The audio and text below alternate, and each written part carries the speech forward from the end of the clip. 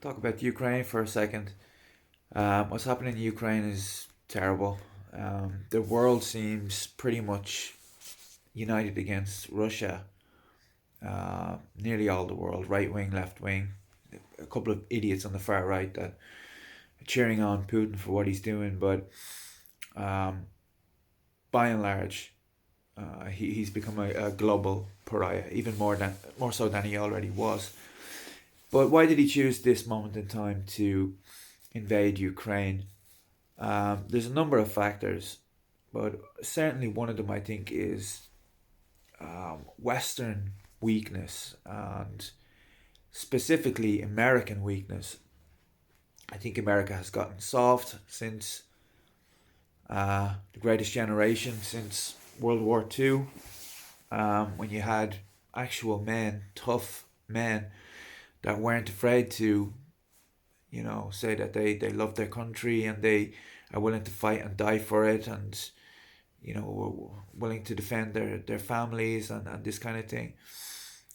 These values are not quite lost in the West, but we're losing them. Certainly in the United States, in Britain, places like this, the idea of patriotism, the idea of nationalism, or masculinity. Toxic masculinity is a phrase that's getting bandied around for any man that wants to act like a man. It's seen as toxic, and it's really quite strange. Who's defending the Ukraine right now? Men. Toxic masculinity, if you like. There's a wall of testosterone, Ukrainian testosterone, holding the Russians back. Um, they're incredibly patriotic. They love their country. Um, Ukrainian men have been told that they're not allowed to leave the country. Men between 18 and 60 have to stay and have to fight for their country. The women and children are put onto trains and gotten to safety, as in every war that's ever been fought. It's a kind of reality check to the different gender roles. In the West, we've kind of muddied the water in recent years, but there's nothing like a war to focus the mind. And if the world um, ends up at war, like a third world war, it's possible. It's now a possibility.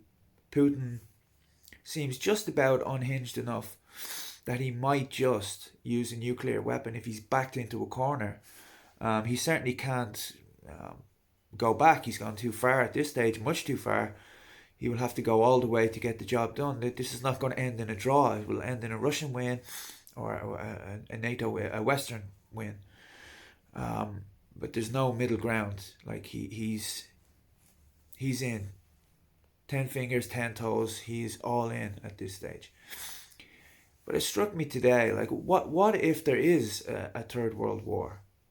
Who is going to protect um, the West? Who is going to fight? Who is going to? It's going to be have to be young men, like in every war.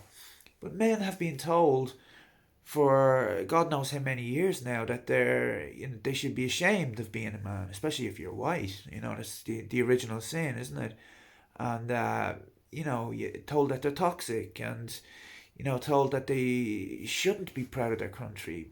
Nationalism has an incredibly bad rap these days. Patriotism, these things that young men, why should they go and fight? Why should they? They're told that they can't be proud of their country. They're told that they should kneel for the anthem instead of standing. They can't be a nationalist. I'm an Irishman. I'm an Irish nationalist because I want what's best for my country above other countries. That's all nationalism is. There's nothing racist or inherently divisive about that. I'm patriotic. I love my country. I stand for my national anthem. I stick up for my culture and traditions as everybody should do with their own country. But in the West, more and more, the idea these things nationalism, patriotism, and masculinity are somehow you somehow should be ashamed of them. There's something insidious about them. There's an implication of some kind of bigotry. I can't quite put my finger on it, but I don't know why these things are not valued anymore.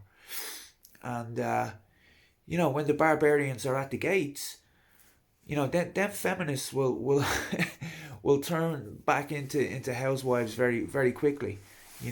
When there's no one there to fight for them and protect them and to fight for their country and fight for the West. And I hope it doesn't come to this, but it just shows the fantasy world the West has been living in. The idea that gender roles are social constructs and all of this nonsense. Yeah, the idea that women's roles, looking after babies, has nothing to do with biology is astonishing. Um, but this is really a wake up call. I hope it doesn't come to the ultimate wake up call, but I think we're far enough down that road already for people to really wake up and see what a kind of a days we've been living in here.